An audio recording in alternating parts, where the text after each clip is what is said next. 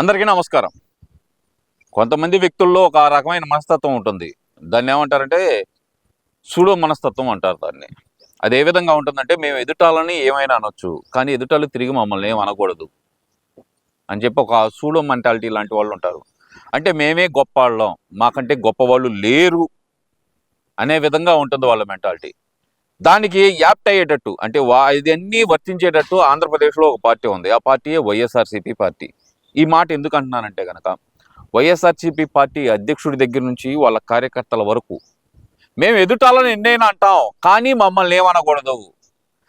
అదే విషయానికి వస్తే కనుక వాళ్ళ మహిళా నాయకురాళ్ళు కూడా మేము ఎదుటివారి కుటుంబంలో ఉన్న మహిళల్ని ఏమైనా అంటాం, కానీ మా కుటుంబాన్ని ఎవరు విమర్శించకూడదు. ఇలాంటి మెంటాలిటీ కలిగిన పార్టీ ఆంధ్రప్రదేశ్లో ఒకే ఒక పార్టీ వైఎస్ఆర్సీపీ పార్టీ. ఇప్పుడు ఈ టాపిక్ అంతా ఎందుకు చెప్తున్నానంటే కనుక రీసెంట్గానే నిప్పాన్ స్టీల్స్, మిట్టల్ కంబైన్డ్గా ఆంధ్రప్రదేశ్లో 1,60,000 కోట్లతోటి ఒక ప్లాంట్ అయితే పెట్టడం జరిగింది. ఆ ప్లాంట్ శంకుస్థాపన జరిగిన మరుసటి రోజే జగన్మోహన్ రెడ్డి గారు బయటకు వచ్చి ఒక కామెంట్ అయితే చేశారు. ఏమన్నారయ్యా ఆయన అంటే కనుక చంద్రబాబు నాయుడు గారి ముఖార విందం చూసి ఏమన్నా పెట్టుబడులు పెడతారా అని మాట్లాడారు. ఇప్పుడు ఆంధ్రప్రదేశ్లో ఎక్కడైనా పెట్టుబడులు పెట్టాలంటే, ఏ రాష్ట్రంలో ఎవరైనా పెట్టుబడులు పెట్టాలంటే కనుక అక్కడ ఉన్న సీఎం 6 అడుగులు పొడుగుండాలా, లేదంటే 72 ఇంచుల ఛాతితో ఉండాడా, 6 ప్యాక్ బాడీతో ఉండాడా అని చూడరయ్యా.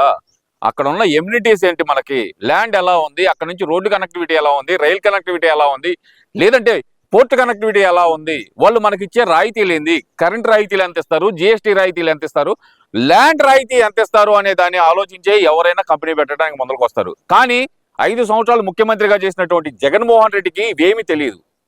ఎదుటి వాళ్ళని మాట తూలి అనటం మాత్రమే తెలుసు. ఆయనకు ప్రతి ఒక్కళ్ళకి అసలుకి ఇదేం అలవాటు నాకైతే తెలియదు. మగవాళ్ళని అందగాళ్ళు అంటూ పొగుడుతూ ఉంటాడు. ఆయనకు ఆ అలవాటు ఎక్కడి నుంచి వచ్చిందో అయితే తెలియట్లేదు. కానీ మగవాళ్ళ అందంతో ఈ అందగాడికి ఎందుకో మాకైతే అందగాడు సుందరాంగుడు అయినటువంటి జగన్మోహన్ రెడ్డి గారికి ఏం పట్టిందో దాని గురించి అయితే మనం మాట్లాడకూడదు. ఆయన ఆ మాట అన్నాడు. ఆయన అయితే ఎదుటాలని ఏది సుందరం కారు విందం చూసి వచ్చిందా అని మాత్రం మాట్లాడచ్చు. కానీ ఆయన గురించి ఎవరేం మాట్లాడకూడదు. మాట్లాడితే మాత్రం మాకు పొడుచుకుంటూ వచ్చింది. ఇక్కడ ఇంకో విషయం ఏంటంటే కనుక పెమ్మసాని చంద్రశేఖర్ గారు ఒక డైలాగ్ కొట్టారు. మేము అనుకుంటే నువ్వు బాడీ షేమింగ్ చేయకుండా సబ్జెక్ట్ గురించి మాట్లాడు, రాజకీయాలు మాట్లాడు, అలాగే అభివృద్ధి గురించి మాట్లాడు, దేనికైనా సమాధానం చెబుతాం. నువ్వు బాడీ షేమింగ్ అంటూ చేస్తే గనక మేము మొదలు పెడితే ఒకే ఒక మాటతో నిన్ను చంపేయగలం, కానీ మేము అలా చెయ్యం, మాకు సంస్కారం ఉంది అని మాట్లాడాడు ఆయన. ఆ సంస్కారం ఉంది అనే పదాన్ని తీసేశారు. ఒక మాటతో చంపేస్తావా అంటూ పెమ్మసాని గారి మీద విమర్శనాస్త్రాలు.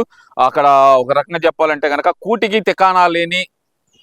తికానా లేని పెట్రోల్ కూడా ఎవరైనా కొట్టిస్తే తప్పితే బయటకు రాని వాళ్ళు కూడా బయటకు వచ్చి ఈరోజు ఆయన మీద విమర్శలు చేస్తున్నారు.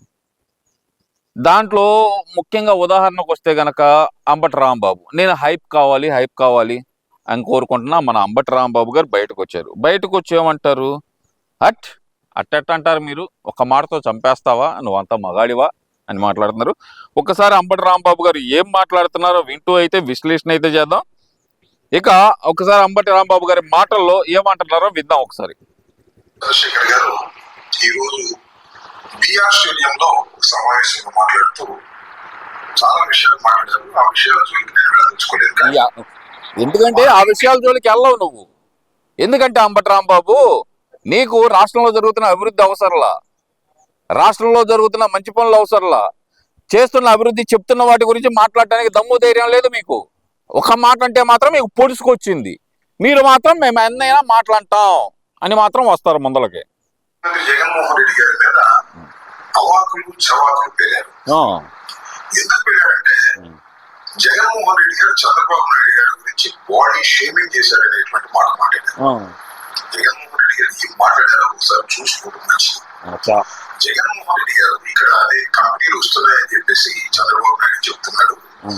నా మొహం చూసి చంద్రబాబు నాయుడు మొహం చూసి రాదు, ఇక్కడ వసతులు ఉంటేనే వస్తారు అనేటువంటి మాట ఆయన ఇప్పుడు కాదు, ఇప్పుడు చాలా సార్లు మాట్లాడాడు. ఎప్పుడు మాట్లాడాడు ఆయన మాట? ఇక్కడ వస్తువులు ఉంటేనే వస్తాయని చెప్పాడా? దానికి కూడా ప్రూఫ్ చూపిస్తా ఆయన ఏమన్నాడు. కానీ పెమ్మసాని చంద్రశేఖర్ గారిని ఇప్పుడు గుచ్చుకోండి, ఎందుకు గుచ్చుకోమో నాకు తెలియదు. నీకు గుచ్చుతా. జగన్మోహన్ రెడ్డి ఏం మాట్లాడాడు? ఇదే నిప్పాన్ స్టీల్స్ ప్లాంట్ గురించి ఒక్కసారి గతంలోకి వెళ్దాం. ఎప్పుడైతే గనక చంద్రబాబు నాయుడు గారు నారా లోకేష్ గారు ఇది ప్రకటన ఎప్పుడైతే చేశారో అప్పుడు జగన్మోహన్ రెడ్డి ఏం మాట్లాడాడో ఒక్కసారి వినిపిస్తాం మీకు. మిట్టలు ఆదిత్య మిట్టలు ఆదిత్య మిట్టలేనా అబ్బా చెప్పు. ఒరిస్సాలో 1,04,000 కోట్లతో 24 మిలియన్ టన్నుల స్టీల్ ప్లాంట్ అక్కడ కడుతున్నాడు. చంద్రబాబు నాయుడు అంటాడు లోకేష్ చంద్రబాబు నాయుడు కొడుకు. ఇప్పుడు లోకేష్ చంద్రబాబు నాయుడు గారి కొడుకు అని చెప్పి అందరికీ తెలుసు, నువ్వు చెప్పాల్సిన అవసరం లేదు. నువ్వు రాజయ్య బిడ్డ అలాగో ఆయన చంద్రబాబు బిడ్డ అలాగా, దానికి ఎవరు ఏం అంటలేదు కదా. అవన్నీ ఎందుకు నీకు మ్యాటర్లోకి రా. ఆంధ్ర రాష్ట్రంలో 1,61,000 కోట్లతో 17 మిలియన్ టన్నుల గ్రీన్ ఫీల్డ్ స్టీల్ ప్లాంట్ అనకాపల్లికి వచ్చేస్తా ఉంది అని చెప్పి చెప్తాడు. అసలు ఆయనైనా ఎన్ని కడతాడు? ఆయన లోకేష్ అనే వ్యక్తి స్టేట్మెంట్ ఇచ్చిన వెంటనే ఒరిస్సా మంత్రి, అక్కడ నుంచి బీజేపీ మంత్రి, వెంటనే ఆయన నుంచి రివర్స్ స్టేట్మెంట్, వాళ్ళు ఎక్కడ పోవడం లేదు, మా దగ్గరే ఉన్నారు. 1,04,000 కోట్లకు సంబంధించిన ప్లాంట్ కు సంబంధించి వాళ్ళు ఆల్రెడీ పన్ను మొదలు పెట్టారు ఇప్పుడే అని చెప్పి. అంటే ఆడ 1,04,000 కోట్లు, ఈడ 1,61,000 కోట్లు ఎవరి చెవులు పూలు పెడతా ఉన్నారు. నువ్వెవరి చెవులో పూలు పెడుతున్నావు అబ్బా? మరి ఇదే జగన్మోహన్ రెడ్డి మళ్ళీ ఏం మాట్లాడాడో ఒక్కసారి వినిపిస్తానండి మీకు.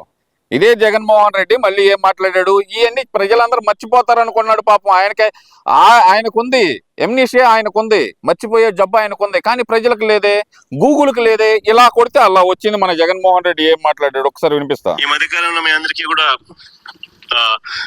గుర్తుండే ఉంటుంది, మిట్టల్ స్టీల్ అని చెప్పి, నక్కపల్లిలో మెటల్ స్టీల్ అని చెప్పి ఆయనేది ఇచ్చినట్టుగా దానికి బిల్డప్ ఇస్తూ, దానికి ఒక అడ్వర్టైజ్మెంట్ ఇస్తూ, దాని గురించి మధ్యకాలంలో పెట్టాడు. నాకు ఆశ్చర్యం అనిపించింది అసలు. చంద్రబాబు నాయుడు క్రెడిట్ చోరీకైనా క్రెడిట్ దోపిడీకైనా ఒక హద్దు పొద్దు ఉండాలి.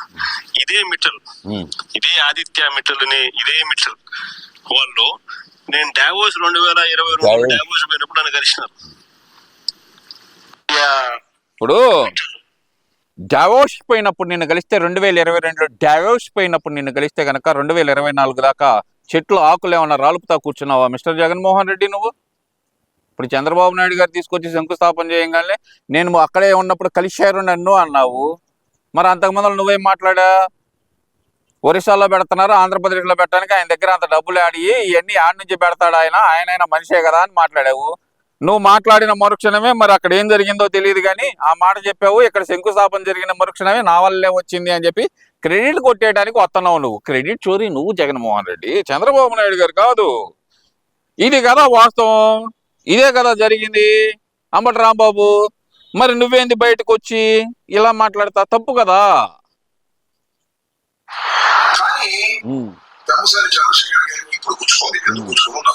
నీకు తెలియదు, మాకు తెలుసులే. చంద్రబాబు నాయుడు గారి ముఖం చూశారట ఇవాళ ప్రపంచంలో తెలుగు ప్రజలు తలెత్తుకునేటట్టు చేశాడు మాట మాట్లాడారు. తలెత్తుకునే చేశాడు నాకు అర్థం కాదు. అంతేకాదు మైండ్ సెట్ గురించి కూడా ఏదో మాట్లాడారు. ఇంటి ప్రజావేదిక కూల్చేశాడు జగన్మోహన్ రెడ్డి గారు. వాస్తవం. పాస్బుక్ల మీద ఫోటోలు పెట్టుకున్నాడు. ఇవి ఆయన మైండ్ సెట్ అనేటువంటి మాట మాట్లాడారు. వాస్తవం. చంద్రబాబు నాయుడు గారి మైండ్ సెట్ ఏంటంటే పవిత్రమైనటువంటి లడ్డూలో పంది కొడుకు చేపల నూనె మాంసం నూనె కలిసిందని ప్రచారం చేసేటటువంటి దుర్మార్గమైనటువంటి మైండ్ సెట్ కలిగిన వ్యక్తి నారా చంద్రబాబు నాయుడు గారు. అంతేకాదు చంద్రశేఖర్ గారు మీకు తెలియదు అనుకుంటాను, తెలుసుకోవడం తెలియనట్టుంటున్నారు. పదవి కోసం ఎవరైనా చేస్తారు. నారా చంద్రబాబు నాయుడు గారు పదవి కోసం ఎన్టీ రామారావు వెన్నుపోటు పొడిచాడు, ఆయన తోడులకు వెన్నుపోటు పొడిచాడు, ఆయన బంధువులకు వెన్నుపోటు పొడిచాడు, చివరికి సొంత తమ్ముడిని కూడా వెన్నుపోటు పొడిచినటువంటి మహా మైండ్ సెట్ కలిగినటువంటి వ్యక్తి నారా చంద్రబాబు నాయుడు గారు. ఎందుకంటే మీరు జూనియర్ కాబట్టి. అయ్యా సీనియరు, ఎప్పుడో పురాతన కాలంలో నేను పుట్టిన తర్వాత 4 సంవత్సరాలకో 5 సంవత్సరాలకో ఒకసారి గెలిచావు నువ్వు. 89లోనో 90లోనో ఒకసారి గెలిచినట్టుండవు. రేపల్లెలో రెల్లు గడ్డిలో పడేసి కుక్కను కొట్టినట్టు కొట్టారు నిన్ను. ఎందుకు కొట్టారు? అక్కడ ఏం చేశావు నువ్వు? అక్కడ కుక్కనట్టు కొట్టినట్టు కొడితే తర్వాత నువ్వు గెలవలాగా అక్కడ నుంచి అక్కడికి వచ్చావు. నువ్వు సత్యనపల్లి వచ్చావు. 2019లో ముక్కి మూలిగి 700 ఓట్లతోటి గెలిచావు. 700 ఓట్లతోటి గెలిచావు. 2024లో సత్యనపల్లిలో లాగిపెట్టి నడ్డి మీద తంతే, నిన్ను లాగిపెట్టి నడ్డి మీద తంతే వచ్చి గుంటూరులో పడ్డావు. నువ్వు కూడా చంద్రబాబు నాయుడు గారిని వెన్నుపోటు అంటున్నావా? ఏమ్మా, నిజాలు మాట్లాడుకుందాం. కాసేపు మొదలు పెడదాం. తండ్రి చనిపోయి పావురాల గుట్టలో ఫ్లైట్ మిస్ అయిందంటే అభిమానులు అందరూ వెళ్ళారు, నాయకులందరూ వెళ్ళారు. జగన్మోహన్ రెడ్డి ముంబై నుంచి బయలుదేరి వచ్చాడు. ఎక్కడికి వచ్చాడు? పులివెందులు మాత్రమే వచ్చాడు. ఏ తండ్రి అయినా సరే తనకి యాక్సిడెంట్ అయ్యి పలానా చాటు ఉన్నాడని చెప్పి తెలిస్తే ఆ కొడుకు పరిస్థితి ఎలా ఉండిద్ది? పరిగెత్తకుండా నా తండ్రి ఎలా ఉన్నాడు నేను చూడాలి, ఈ నిమిషంలోనే నా తండ్రిని నేను చూడాలని చెప్పి ఏ సామాన్యంగా ఉండే తండ్రి కొడుకుల మధ్య ఎంత కోపాలు ఉన్నా సరే కొడుకుగా వెళ్తాడు అక్కడికి. కానీ నువ్వెక్కడున్నాడు? మీ జగన్మోహన్ రెడ్డి ఎక్కడున్నాడు? పులివెందుల్లో వెయిట్ చేస్తున్నాడు. తండ్రి శవం పైనుంచి తీసుకొచ్చి పోస్ట్ మార్టానికి తీసుకెళ్ళినా అక్కడికి కూడా రాలా. అక్కడి నుంచి శవం పులివెందుల చేరే వరకు ఎమ్మెల్యేలందరితో మీటింగ్ ఏర్పాటు చేసి సంతకాల సేకరణ మొదలుపెట్టి ఇవన్నీ చేశాడు. సరే, అది తీసేయి. తర్వాత బాబాయికి పొడిచిన పోటు, చంపింది ఎవరో రపం అని చెప్పి, జగన్మోహన్ రెడ్డి భాషలో చెప్పాలంటే రపం అని చెప్పి నరికి చంపేస్తే కత్తి తీసుకెళ్లి చంద్రబాబు నాయుడు చేతిలో పెట్టేసి నారాసుర రక్త చరిత్ర అని చెప్పి రాసుకొచ్చావు నువ్వు. తప్పుడు వార్తల తప్పుడు సాక్షిలో. అది వెన్నుపోటు కాదు, గొడ్డలపోటు కాదా? చెల్లికి ఆస్తిలో వాటా ఇవ్వాల్సి వచ్చిందని చెప్పి చెల్లిని ఇంట్లోంచి తరిమేశావు. చెల్లికి పొడిచింది వెన్నుపోటు కాదా మిస్టర్ అంబట్రాంబాబు? తల్లి మీద కేసేశాడు కంపెనీస్, ఏది నేషనల్ కంపెనీస్ లా ట్రిబ్యునల్లో NCLTలో కేసేశాడు జగన్మోహన్ రెడ్డి. అయ్యా అంబట్రాంబాబు, నిన్నే అడుగుతున్నా, అది తల్లికి పొడిచిన పోటు కాదా? ఇక చంద్రబాబు నాయుడు గారిని అంటున్నావు వెన్నుపోటు అని. ఆ రోజు వెన్నుపోటు పొడిస్తే గనక, మీరు అన్నట్టు 1995లో వెన్నుపోటు పొడిస్తే గనక 1999లో చంద్రబాబు నాయుడు గారు మళ్ళీ గెలిచేవారు కాదే. ఎలా గెలిచారంటావు? ప్రజలందరూ అర్థం చేసుకున్నారు. ఒక రాక్షసి నుంచి, ఒక మహా పిచాచి నుంచి పార్టీని కాపాడుకోవడానికి తన మీద తను నిందేసుకున్నాడు అని చెప్పి ప్రజలందరూ భావించారు కాబట్టి 1999లో గెలిపించారు. కానీ జగన్మోహన్ రెడ్డి పరిస్థితి ఏంది? తల్లికి పొడిచిన పోటు గురించి, చెల్లికి పొడిచిన పోటు గురించి, సునీతమ్మ ఏదైతే అనక వైఎస్ వివేకా గారికి పొడిచిన పోటు గురించి పదే మీడియాలో చెప్పారు. మీరు వెన్నుపోటు అని చెప్పి చంద్రబాబు నాయుడు గారిని 10 ఏళ్ల నుంచి ఆయన్ని ఎక్కడ బట్టినా మాట్లాడుతున్నారు. కానీ 3 సంవత్సరాల పాటు మాత్రమే మీరు చేసిన వెన్నుపోట్ల గురించి మీ చెల్లెళ్ళు, మీ తల్లిగారు బయటకు వచ్చి, ఏది జగన్మోహన్ రెడ్డి చెల్లెళ్ళు, తల్లిగారు బయటకు వచ్చి జగన్మోహన్ రెడ్డి పొడిచిన పోట్ల గురించి చెబితే 151 నుంచి మధ్యలో 5ను తన్నేసి 11 కూర్చోబెట్టారు జగన్మోహన్ రెడ్డిని. ఎవరి మాటలు ప్రజలు నమ్ముతున్నారు మిస్టర్ అంబట్రాంబాబు? నువ్వా వెన్నుపోటు అని మాట్లాడేది? కొంచెమైనా బుద్ధి జ్ఞానం ఉండాలి. ఎదుటాల గురించి మాట్లాడేటప్పుడు మన నోరు అదుపులో పెట్టుకోవడం నేర్చుకో ముందల. దాంతో పాటు ఇంకా చాలా మాట్లాడారు మీరు. బహుశా అర్థంతరంగా అధికారం వచ్చినప్పుడు, అర్థంతరంగా డబ్బు వచ్చినప్పుడు కొన్ని నెట్టికి పొగ వస్తున్నారా? అది స్పష్టంగా మీకు కనిపిస్తుంది. మీ వ్యక్తిత్వంలో, మీ జీవితంలో హఠాత్తుగా పొగ వచ్చేసింది కదా. కేంద్ర మంత్రి అయిపోయారు, డబ్బు కూడా ముఖ్యంగా వచ్చేసింది. మీరు అమెరికా అయిపోయిన తర్వాత ఇంకా కళ్ళు నెత్తికెక్కి మీ ఇష్టంగా మాట్లాడుతున్నారు. ఎవరండి? వ్యవసాయ చంద్రశేఖర్ గారు ఒక్క మాటతో చంపేస్తారా? ఏం డైలాగ్ సార్ అది? సినిమా డైలాగా? నేను అడుగుతా ఉన్నా. రప్ప అనేది ఏం డైలాగు? రప్ప అంటే సినిమా డైలాగ్ కదా ఏంది? మరి నీ సొందర ముఖారం ఏందని చూసి పెట్టుబడులు ఏమన్నా వస్తాయా అంటే మరి దాన్ని ఏమనాలి? లేదంటే నువ్వు వాడిన లకారాల భాష అదేం భాష మరి? ఏమయ్యా అంబట్రాంబాబు, చెప్పు, దాని గురించి మాట్లాడదాం. పెద్ద పత్తిగా కబుర్లు. ఆయన అకస్మాత్తుగా డబ్బు వచ్చిందా? అరే స్వామి, ఆయన చిన్నప్పటి నుంచి కష్టపడి నర్సరావుపేటలో హోటల్ పెట్టుకొని వాళ్ళ అమ్మా నాన్నలకు తోడుగా ఉంటూ నీట్లో అప్పుడు MBBS ఇక్కడ ఎగ్జామ్స్ రాసి ఇక్కడ పాస్ అయ్యి PG కోసం అమెరికా వెళ్ళి అమెరికాలో ఈయన తెలివితేటలతోటి అమెరికా మొత్తం ఏదైతే కనుక US కంట్రీస్ మొత్తం ఫాలో అయ్యి మెడికల్ టెర్మినాలజీ ఎగ్జామ్ ఏదైతే ఉందో ఆ ఎగ్జామ్ ప్రిపేర్ చేసే పేపర్ ఈయన తయారు చేసింది. అది ఆయన తెలివితేటలతో సంపాదించుకున్న ఆస్తి, అకస్మాత్తుగా వచ్చిన ఆస్తి కాదు. 2004లో ఇల్లు అమ్ముకునే పొజిషన్ నుంచి 2007 నాటికి అడ్వాన్స్ ట్యాక్స్ కట్టే పొజిషన్కి రాలా ఆయన. అడుగడుగు పుట్టిన నేలను మర్చిపోకుండా, ఏదైతే మోపిన నేల, కాలు మోపిన నేలను మర్చిపోకుండా ప్రతి అడుగు డౌన్ టు ఎర్త్ ఉంటూ ఆయన వచ్చాడు. 2004లో ఇల్లు అమ్ముకునే పొజిషన్ నుంచి రాజశేఖర రెడ్డి, 2008లో జగన్మోహన్ రెడ్డి అడ్వాన్స్ 250 కోట్లు అడ్వాన్స్ ట్యాక్స్ కట్టే పొజిషన్కి ఎలా వచ్చాడు? అది మిడిమాలపు డబ్బు అంటే, అది మిడిమాలపు అధికారం అంటే. అంతే తప్పితే నువ్వు పెమ్మసాని చంద్రశేఖర్ గారిని అనేంత లేదు. ఇంకా ఇంకో విషయం కూడా చెబుతా. పెమ్మసాని చంద్రశేఖర్ గారు మొహమాటం లేకుండా మగాడితరంగా కాలు రెగరేసి, ఇదిగో నేను సంపాదించింది 7,000 కోట్లు, ఇది నా ఆస్తి అని చెప్పి ఎలక్షన్ అఫిడవిట్ ఇచ్చాడు. మరి జగన్మోహన్ రెడ్డి ఉన్నాడా అబ్బా? సొంత ఇంటిని కూడా నాది అని చెప్పుకోలేని పరిస్థితిలో ఉన్నాడు. యలహంక ప్యాలెస్ ఎవరిదని చెప్పుకుంటాడు, చెప్పుకోలేడు. నాకు కారు లేదంటాడు. మా తాత వాడిన రాజయ్యారెడ్డి వాడిన కారు మాత్రమే నాదంటాడు. సొంత ఇల్లు ఏదో కూడా చెప్పుకోలేని పరిస్థితిలో ఉన్న జగన్మోహన్ రెడ్డి గురించి నువ్వు పొగుడుకుంటే గనక, నా ఆస్తి ఇది అని చెప్పి ధైర్యంగా చెప్పిన పెమ్మసాని చంద్రశేఖర్ గురించి చెప్పడానికి కూడా మేము సిద్ధంగానే ఉంటాం.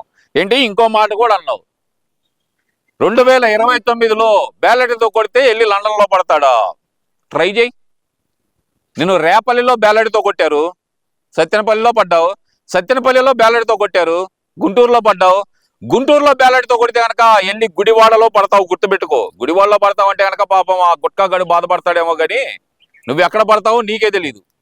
నోరు అదుపు, మాట పొదుపు మిస్టర్ అంబటి రాంబాబు. ఖబర్దార్, జాగ్రత్త. ఉంటా మరి.